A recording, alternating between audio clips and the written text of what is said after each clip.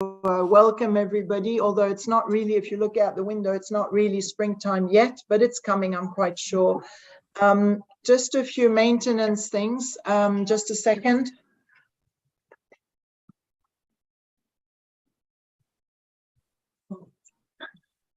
Sorry, we had a bit of a maintenance issue here with an echo. Yeah, we're going to record this session and the recording will be sent to you after the event. And it will also be available on the YouTube channel, on the WiseKey YouTube channel. We have a Q&A, which is right down here. If you guys look in the Q&A little chat, and please feel free to ask questions. I'll be following it through. If you have any questions about any of the things that we're talking about, or directly to the artists or the curators that we've got on board, please write them down and I'll read them out for you. I'm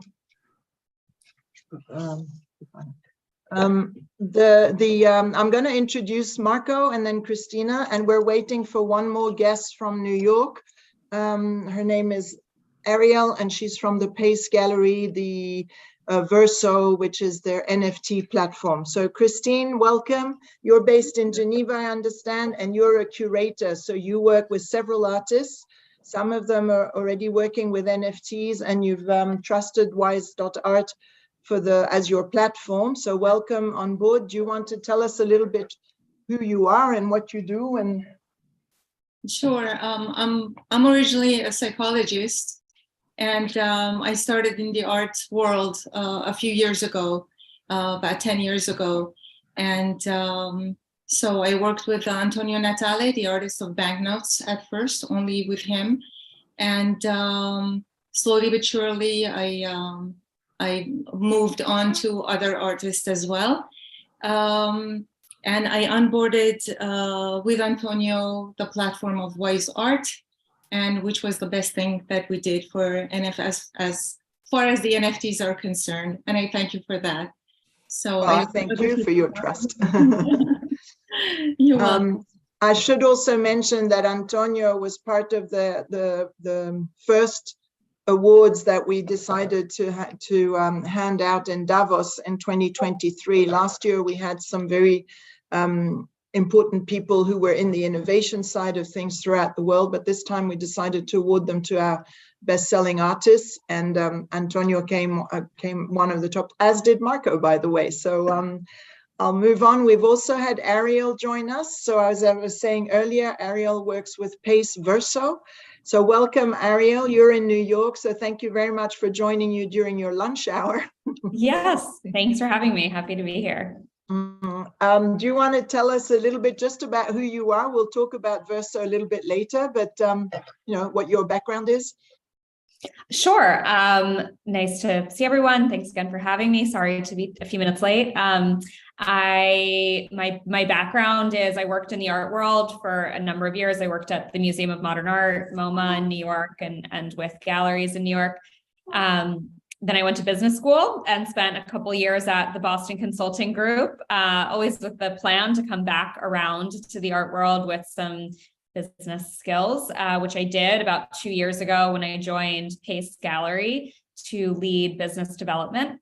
And from within that business development role, I started exploring Web3, and Pace Verso grew out of that. And now my full-time role is leading Pace Verso.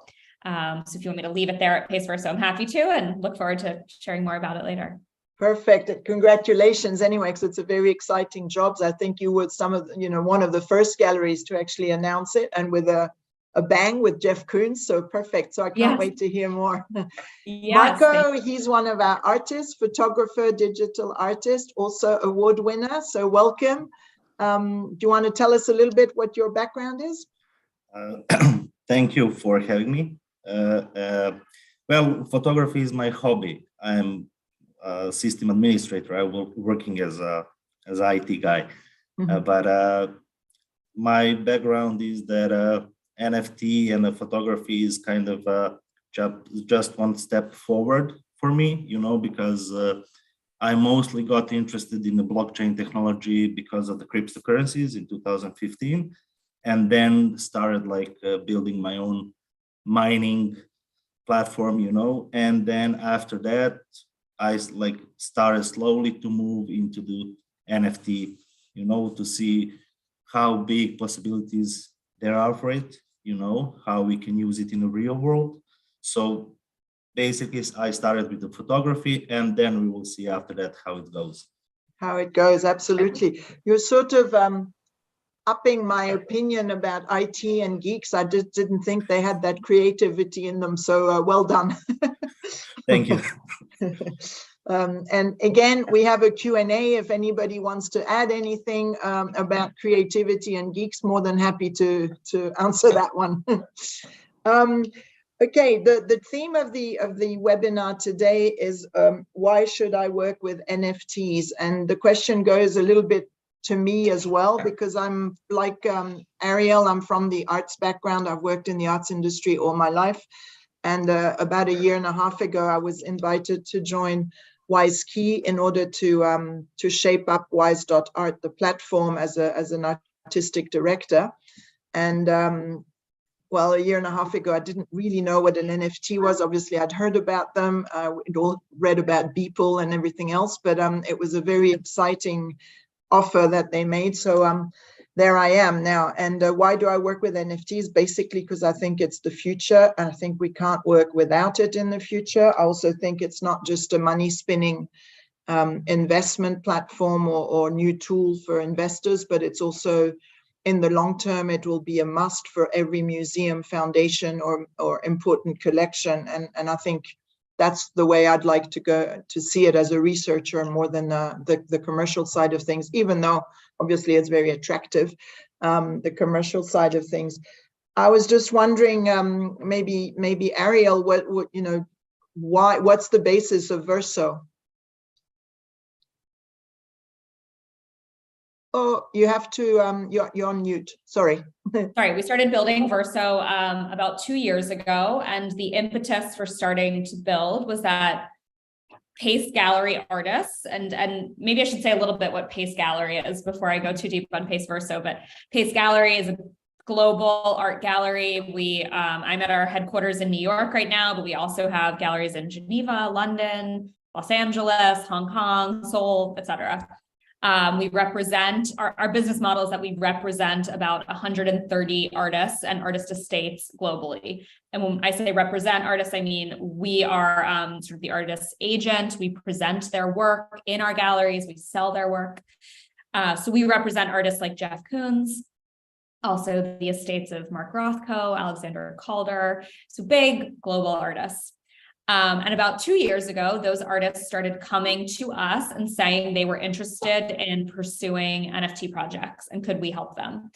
And our CEO said to me, the key to our business and to being successful is that when our artists, who we think are the best artists in the world, come to us and say they want to explore something new, we figure out how to support them. So we figured out how we started exploring the space and figuring out what was the best way for us to support our artists. I often say it's like if sculpture had never existed before and all of a sudden our artists wanted to make sculptures, like we'd figure out how to build pedestals, it's not different. In this space, we have to build something digitally to support what they're doing.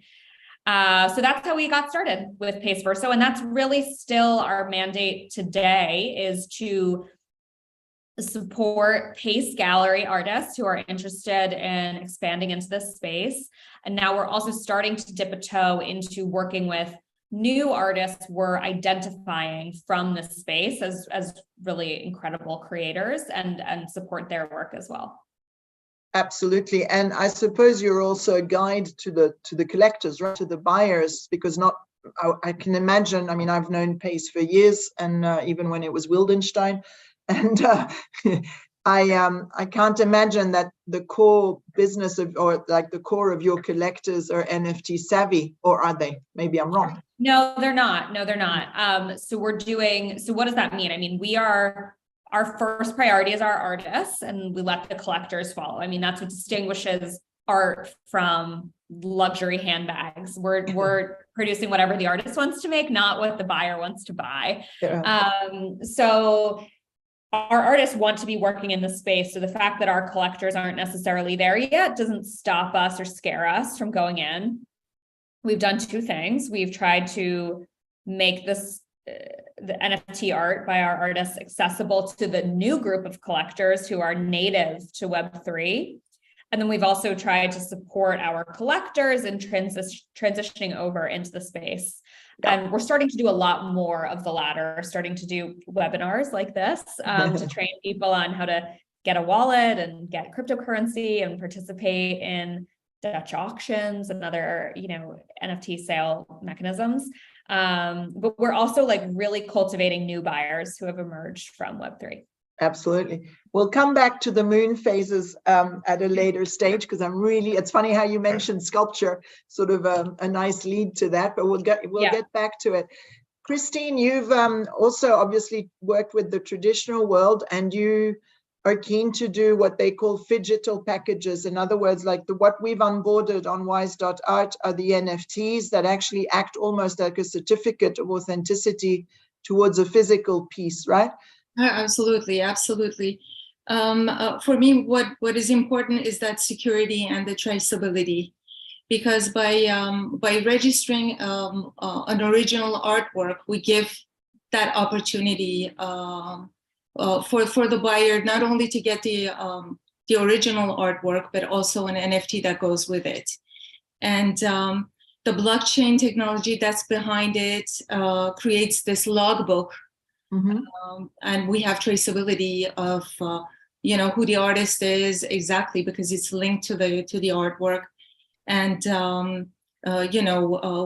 where it has been created, where it has been exhibited or published, and how much it was sold for, and who the obvious people who owned this original painting were. Yeah. So that is very important to us, and I thought that this would be a good means to register and have traceability and security on the artwork for Antonio. Actually, it's true that for those who know how to read the blockchains, it is completely transparent and accessible to everybody. So like prices, etc. Like I remember the day when we were all collecting Christie's and Sotheby's catalogs, and then the sheet that went into it with all the prices and the results. Now then the internet came and you can just click on artprice.com or such likes. But the blockchain and the ledger will be the next step, or is already the next step, I think, for a lot of pricing. You come, Marco, from the crypto world. So how is it? Are your, let's say, colleagues or acquaintances from the crypto investing side of things, are they also keen on buying art? Well, not yet. For them, NFT is something that is like new, and they have a, how do you say, they have some, they have a little bit like, it's new. We are thinking about it, that maybe it's going to be something like a cryptocurrencies, where you have like it's like some Ponzi scheme, something like that. So they're like still avoiding investing. They're waiting to see how the NFT industry is going to develop, because it's still a new thing, So they're like cautious, Yeah. What's interesting, I think, is that obviously the crypto is very volatile, and we've had a dump just recently. They're talking about the winter. Is it spring again? I don't know yet. But the volume of NFTs has not really slowed down. So it's not correlated at the moment, which is quite an interesting thing. So the value's gone down, but the actual volume and the transactions are still very high, and also the types, like it goes to real estate, as we mentioned before as well, with accessories and your Hermes bag and whatever. It's all being tokenized now, so that's quite interesting as well, and that might be also a new pool of collectors maybe who would not have looked at art probably before, and all of a sudden as an NFT format it's maybe less frightening. I mean, it also takes less place on your wall. You don't need to ship it and insure it and all that. I mean, all that logistics is a lot more simplified. And then, Marco, are you also very interested in the fact that you'll be getting royalties on that secondary market. If people flip your NFTs, you'll still, your smart contract will say that you'll get something every time? Or is that not of interest at the moment? Is not your driving force? Well, it's not my driving force. As I said, I started working NFT because photography is my hobby. When I travel, I take a lot of pictures, mostly of the architecture, because I like it. And I simply, started working with NFTs, creating them, and I will see how it goes. I know that you can put in a smart contract like royalties, yes, you do, but you cannot put a lot of it. You cannot put a huge percentage. So we'll see. Yeah.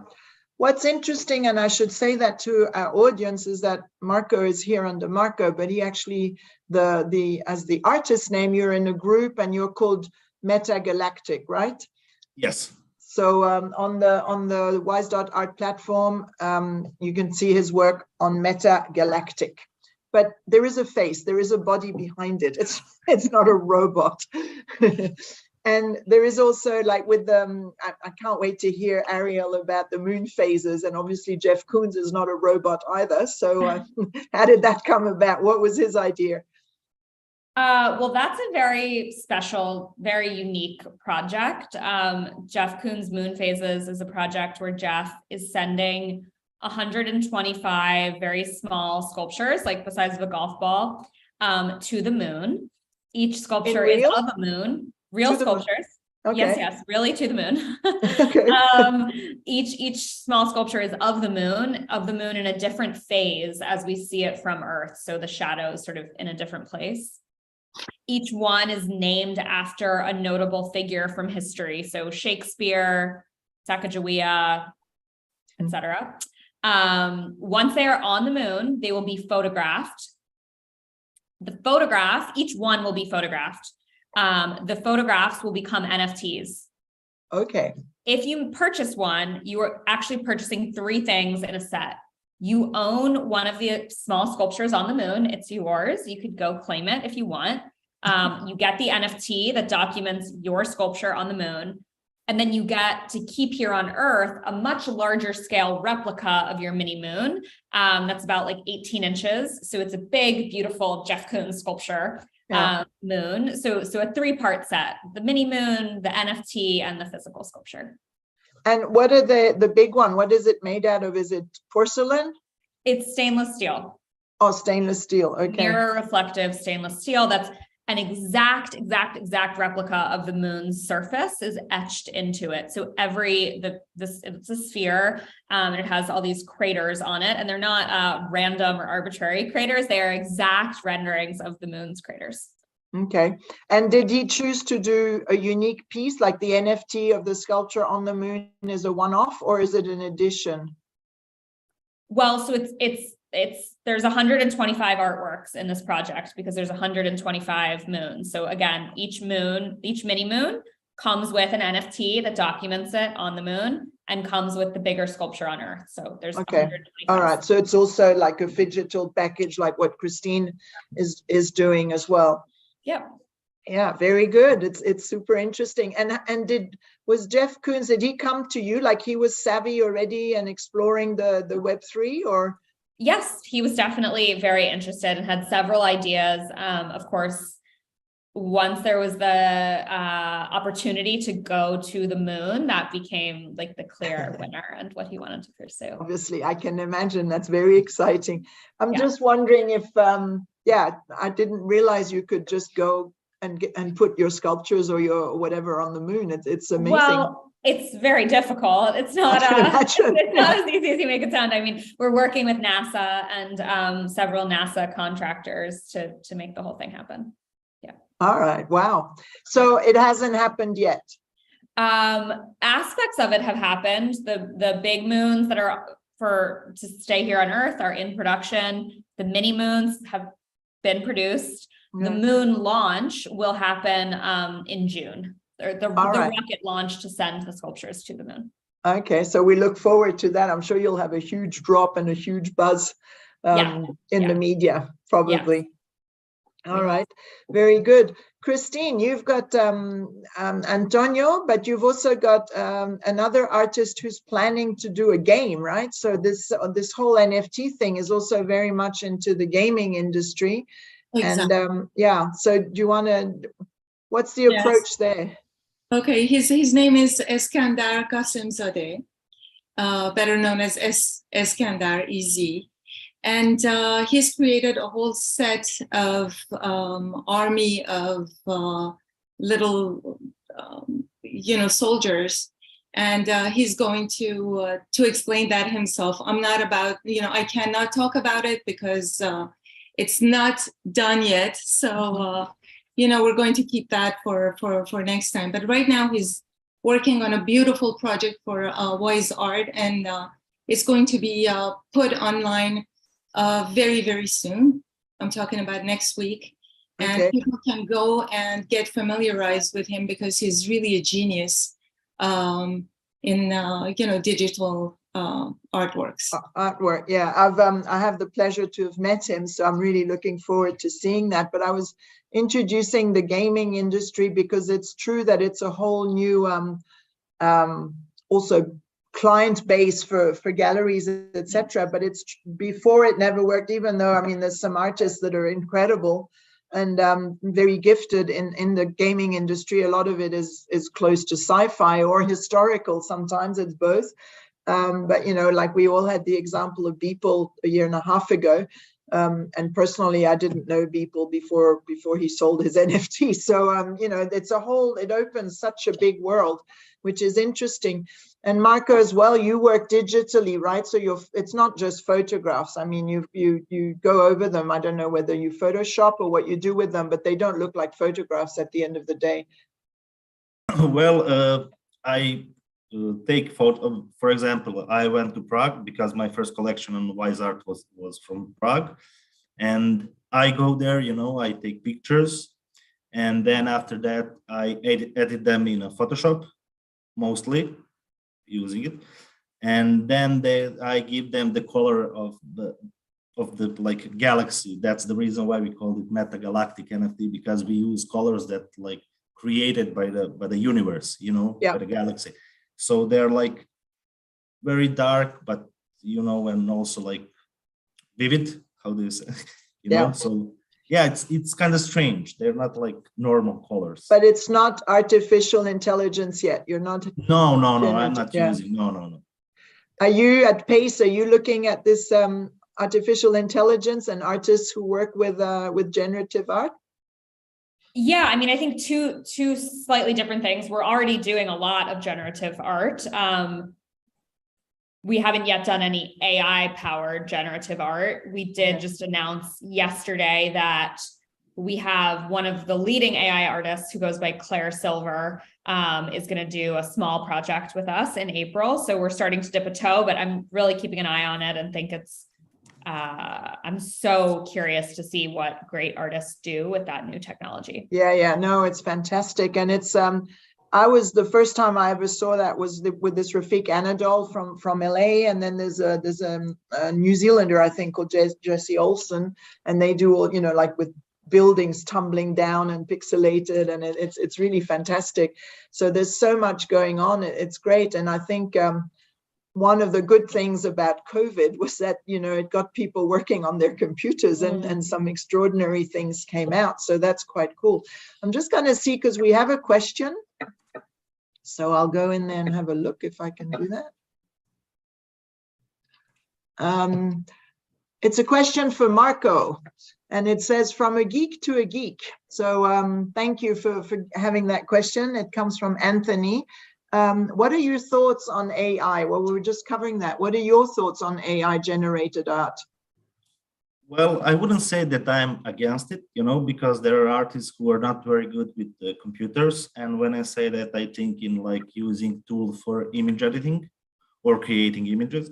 But those artists maybe have a vivid imagination, and that AI can help them to create, to create NFT with AI, They just need to input the things that I see in their mind, and they will get a result. Yeah. So I would say it's helpful. I think it's a tool, like everybody, like if you go back in art history, I mean, from the caves, it went to the canvas, and then it went on to with photography on paper, etc. I mean, it's a tool, and computer art has been going on ever since computers existed. I think Vera Molnar is one of the first ones that come to mind, but she's she's close to 100, if not over 100 years old. And she's been working computer art, and then it went kinetic art, etc. So, I mean, it's just one more tool. I don't think people should be frightened of it. We hear a lot of people talking here about saying it's the end of art. But I think when photography first came out, it was also the end of art. So, yeah, just to be taken with a grain of salt. About the Web3, are you also, Ariel, thinking about going and creating a metaverse for PACE, and that your clients will be walking around with goggles and meeting and having conferences in the space?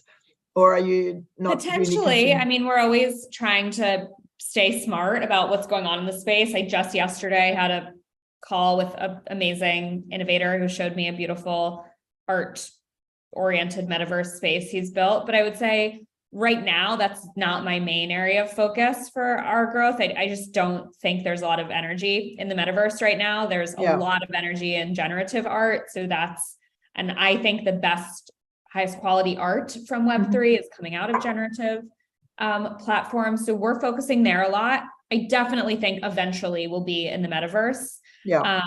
But unlike some of the other moves we're making, that one doesn't feel urgent to me, or like we need to be going out on a limb and being the first in that space. I just don't think much coming out in the metaverse yet is high enough quality for it to feel native to PACE. Yeah, personally, I see it a little bit like when the internet started. There was basically there was Wikipedia that people could go to, etc. And now there's, the number is just exponential. Yeah. There's new websites being created every day by anybody and everybody.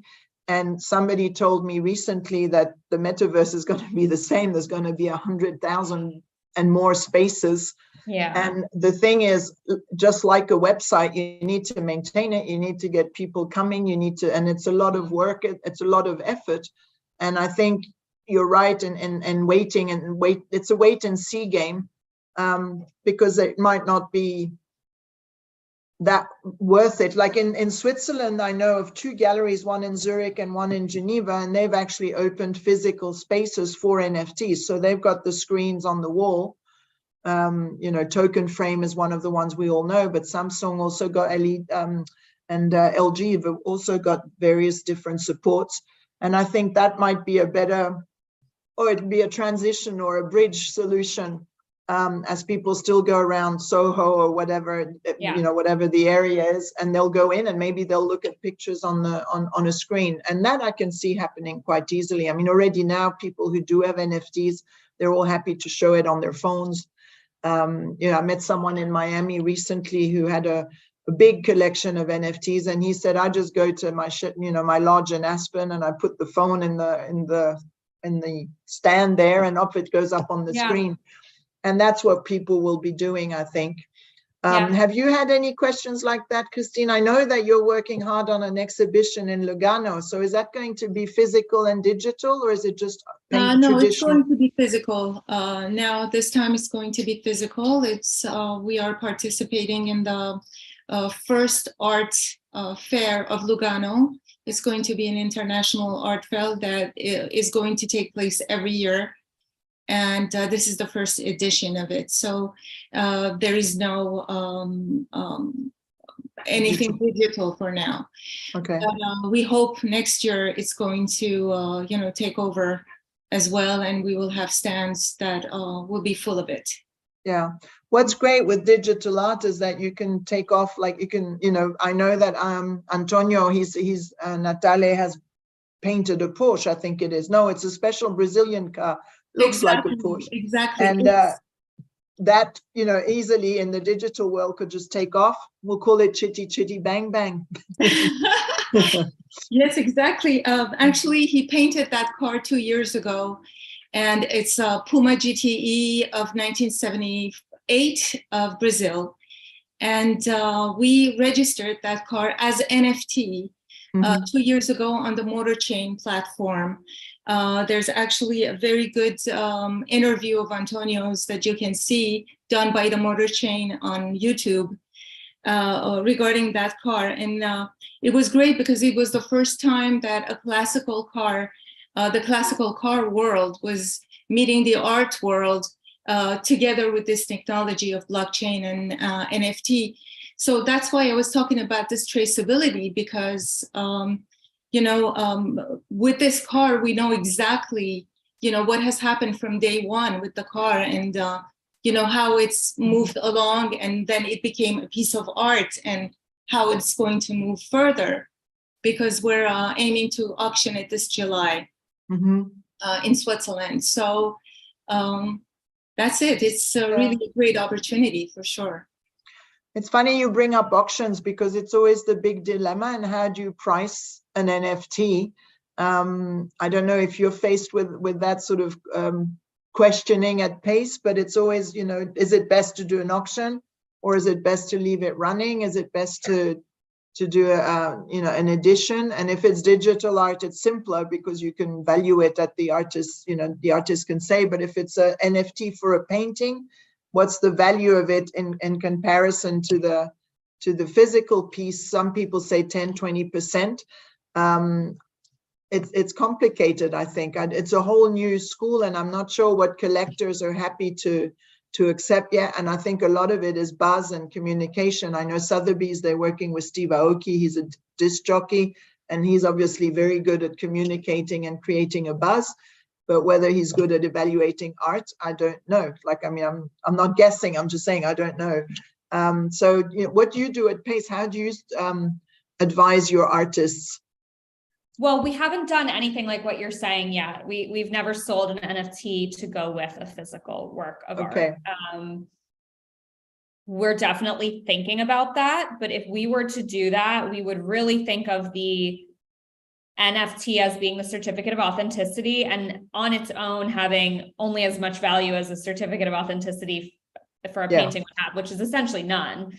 That thing doesn't have any value. It has value when it accompanies the physical work.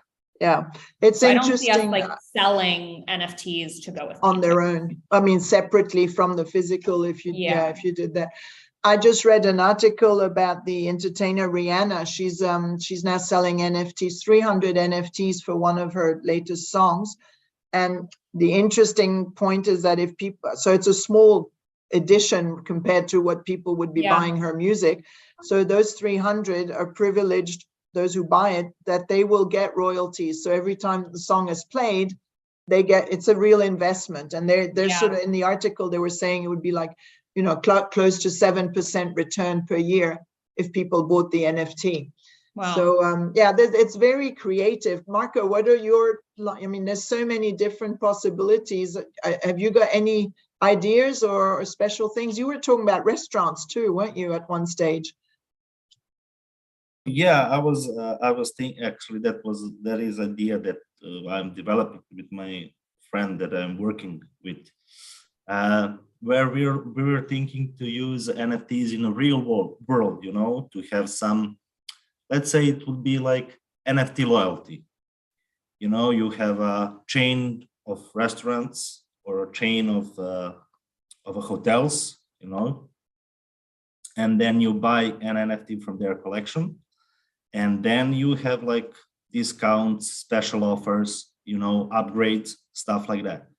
To try to, the thing is that we want to try to bring NFT as much as close to the regular life, everyday life. So that is one of our ideas that we're developing now. Yeah, I suppose the idea of making them artistic, I don't want to say decorative or pretty, but to have an image linked to an NFT that could be a voucher for a discount, or that could be a certificate. I'm not sure what Pace certificates looks like, but when I was working at Jan Crugier's, we had, all our certificates looked the same, and basically it was letterhead and it had a few, gold leaf around it and whatever, but it wasn't something pretty that you'd put on your wall. And as you say, it's just a certificate. So I think if people start collecting those, like you would collect ticket stubs for a concert or whatever, that, because it's digital, it can expand to any number of different types of art and become collectibles as well. So it's going to be very interesting how this all develops from a collector's point of view. In Miami, I met a young man. He was all but 15, and he had like a QR code on the back of his hoodie. And if you scan it with your iPhone, the QR code would turn into wings. And so he had these flapping wings on the image, and then you can do a screenshot. Yeah. So there's all sorts, and that would become, then he would then get back to you and mint it for you, etc., etc. So it's all everybody's. It's also a great way to raise funds, like we've been doing. I saw that, Pace, you're also doing charity, aren't you? You've got a charity program. So what do you do there? How does that work? We just tend to, most of our NFT projects. So now I'm talking about NFTs that are digital art. I'm not, we're really not doing anything with NFTs for physical art yet. Mm-hmm. But NFTs for digital art. Most of our sales, our artists have chosen with us to donate a portion of proceeds to charitable causes. So we've actually donated, just checking on this yesterday, I think $850,000 to organizations like Planned Parenthood, which is very important in the US, a number of social justice organizations, climate organizations. So yes, that's something I'm very proud of that we've done. Okay. Yeah, no, congratulations. That's an impressive number. And so does it work, like, do you pay the charities with cryptos? Currencies? No, in most cases we don't. We transfer it to USD and pay them that way. Yeah. I definitely know of organizations that are nonprofit organizations that are accepting donations in crypto. And I've heard a number of stories about organizations that started accepting donations and are receiving lots of donations from people they don't even know, but people in the crypto community really want to give back and they don't want to transfer their money to fiat. They want to give it in the form it's in. So they are looking for organizations that accept this type of donation and making donations. So so that's a new nonprofit, but I would advise any nonprofit to set themselves up to accept crypto donations. I was going to say that's the next step that they have to take as well, is to adapt so that it works. Definitely. There's no more questions. I'm inviting people to ask questions. Everybody's very quiet out there today. I don't know why. Maybe it's because it's the first one. Is there anything, maybe Christine, that you would like to add at this stage? We're 20 minutes away from the end, so I'm going to sort of try and wrap up a little bit. Well, I wanted to say that NFTs have democratized art in some sense, because not everybody is able to buy the original artwork. And this is very important to me, because we give the chance, we give that opportunity to everybody to be able to have a piece of art, because the fraction, the NFT costs a fraction of the original painting. So young collectors, for instance, this encourages them to build their own collection, and it's good for the artist as well, because he gets more visibility and probably a new segment, a whole new segment of new art collectors, potential art collectors. So I love NFTs for that as well. So it's not only through heavy platforms or the art world, but it's also through the hands of everybody. I also think it's moving very fast, and it remains a fun medium at this stage. I don't think people are, like in the traditional art world, the numbers we're getting up very high. I know in crypto as well, but it's still, there's that element of fun, even though it's not a game. It's still a bit like that, and I think that's also a new aspect. We have another question, so I will go into that. So it comes from Giorgio. Hi, thanks for joining us. He's commenting more. He says the problem we have in the NFT world is security. Projects are being sold to a younger generation. And after the FTX Samuel Benjamin, people are very frightened to invest. Are they? It's a very good point, Giorgio. You're right. The security is very important. We'll ask Pace what they do about security, but I know that at Wise Art, we're a daughter company of Wise Key, and they've been in cybersecurity for close to 25 years. Our CEO, Carlos Moreira, is very much into the Internet of Things and also protecting the identity of people as well. So, and being decentralized. So all that's very important. I think there are ways of protecting oneself from hackers, etc. Although every coder knows that he can hack his own system, that's quite clear. But then there is deontology into that as well. But maybe Marco, you can explain a bit more, seeing that you're from that world as well. Well, there will always be, kind of a problem with security, but we all know that the blockchain is kind of a very, complicated, system where when you put information, it cannot be changed, So I wouldn't say that the problem in the NFT world is security. I think that the problem in the NFT world, not only in the NFT world, but also with the cryptocurrencies, is that people, they're not frightened because of the security. They're frightened because they're like, they're being scammed. Mm-hmm. You have a lot of, new cryptocurrencies that like being created every day. Now you have over 60,000 different cryptocurrencies. 5 years ago, you had 6,000 cryptocurrencies. And most of those cryptocurrencies, they're like, bad coin. They're not usable. They really don't have any value, and then people start to invest in them, they got to rise in the price, and then it just goes down, and it's a scam, and I think that there is the reason why the people are afraid, because of that. Yeah, and I think the lack of knowledge as well. But just this afternoon we were talking, and probably the two cryptocurrencies which are the solid or the stable ones will be Bitcoin and Ethereum for a long time. And then there's other ones too, but I mean those two seem to be the most popular one. And I think it's also a matter, Giorgio, of choosing your partners. I don't know what you think, Ariel, but it's really choosing your partners, and that's the same in the real world. I mean, you can be scammed in physical stuff as well. What do you think?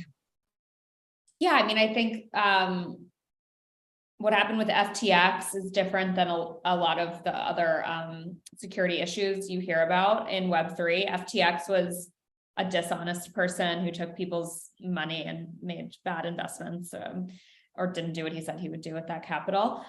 More what you hear about, so that to me is sort of a little bit of an outlier, because it was a one-off and a bad actor in an investment context. More what you hear is people having their NFTs or cryptocurrency wallets hacked.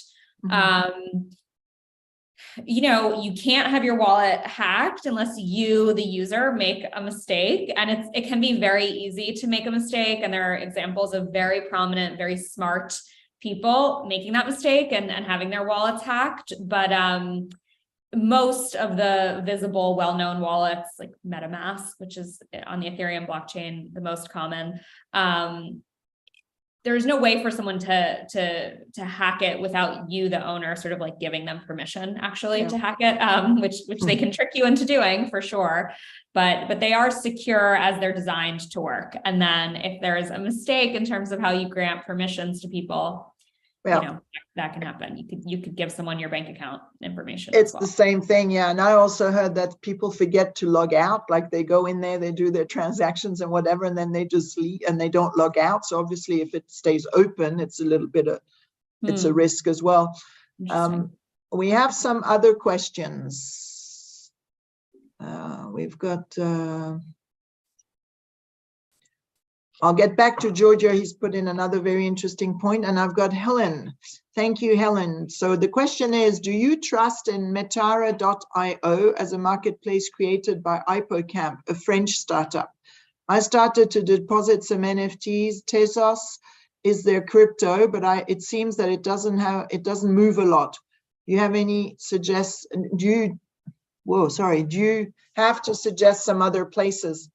Now, yeah, Tezos seems to be very popular in the art world. I have to admit, I don't know Hypocamp and Metara.io, but in Art Basel, we see a lot of the Tezos booths, and they use FX hash, I think, as well. So I don't know. Does any one of you know this other marketplace? No? Sorry, Helen, can't help you much, but I definitely will look it up. And if you drop me a line, I'll get back to you on that, and I'll get some advice for you. Georgia was also saying, and now comes into play Blur, where wash trading has become the every normal. Again, I don't really know how to answer that. Does anyone have an answer to wash trading? I don't know what wash trading is. I mean, Yes, Blur is a very popular secondary marketplace that's been stealing a lot of share from OpenSea and kind of shaking up the whole secondary system for NFTs. And most recently, the big shakeup was that Blur essentially doesn't charge royalties, and now OpenSea has decided to do the same. So to your earlier question, royalties for now are a thing of the past in this space. I think they'll come back, but that's no longer a draw. Yeah, true. It'll probably come back because that was one of the main points at the beginning of the NFTs, is that artists of fine art were finally being able to be remunerated for their work in the long term, which actors and musicians were doing already. Definitely, it's so important. And I mean, I feel strongly, and Pace does, and our artists do, that that's such an important part of this whole ecosystem. It's just right now it's not functioning. Yeah. We've got Richard as well. Thank you for being here. Traditional art world is now coming to NFTs, but will digital and generative art now be recognized and exhibited in the traditional art world? Yeah, I think it already is. We were mentioning some artists earlier, and obviously Pace is a super good example of that. So I think it will happen. I also think that the method or the tool to exhibit, like token frames, they've got their wallet attached to the back, like it is basically it's a big wallet with a screen, physical, but there's other ways to display them. And I think the more that comes into play, the more people will turn to it. But I'm pretty sure, that traditional art collectors will turn to digital art sooner or later, and it's happening as we speak. I think that's quite clear. So there we are. I wanted to ask Marco, what's your future? What would you tell people to do in this new environment? Well, I will tell them to, just let them imagination, work, blockchain and NFT is there is endless possibilities, especially in the blockchain. And of course, there is also a metaverse, which is growing like every day. Now you have somewhere around 400 million active users in a metaverse. So I think that also NFT is going to grow there a lot. And just, follow your imagination, let it work, and you can make anything happen. I think the metaverse will be also more popular once we get, more easily usable goggles, glasses, whatever, Oculus that you want to call them. If it becomes more readily accessible and less sort of sci-fi, it'll hook on a lot of people. What do you think, Ariel? What would your word of the future be? Word of the future? Say more. What do you want me to touch on? Oh, I don't know. What you definitely we said before that it's here to stay, and how it's going to develop, and in the Web3. So you're going to have more and more artists, you think, or you're going to do pace will be pace, and Verso will grow, or are you in competition?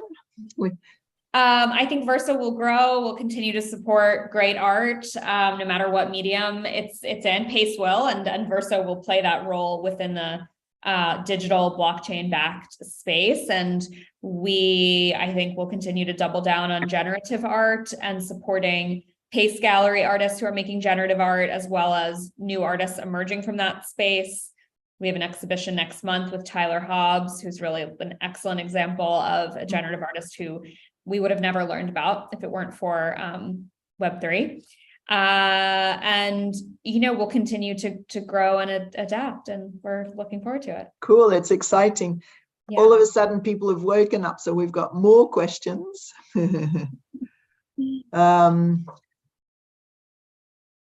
Okay, somebody's explaining what wash trading is. Thanks, Tom.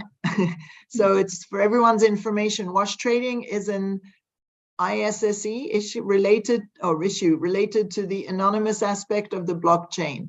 You create new wallets to buy your own art and ultimately inflate the price through artificial demand. All right, well, that's nothing that happens all the time as well. Damien Hirst is a good example, not to mention him, but yeah, it's creativity, and you can use it in a good way, or you can use it in a more creative way to make more money quickly or artificially. I don't know if governance is going to come into that one day. I'm sure it is. At least here in Switzerland, there's a lot of talk about regulating all that sort of thing. So I'm sure it will happen quickly, and the same sort of governance will apply to the crypto and the digital world as it is to the physical world.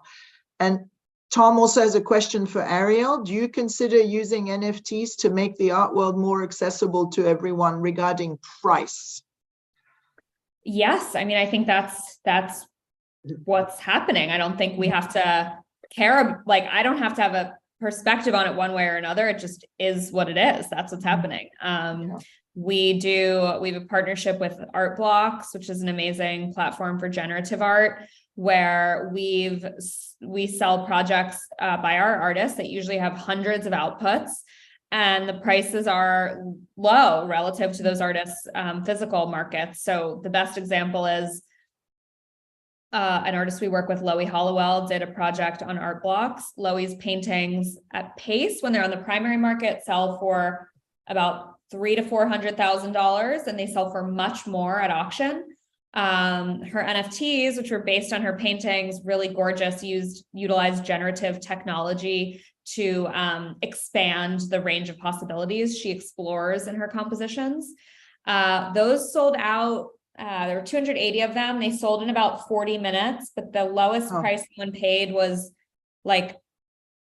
I think like $800. So, I mean, talk about a price difference and opportunity to own a Loie Hollowell work for truly a fraction of the price.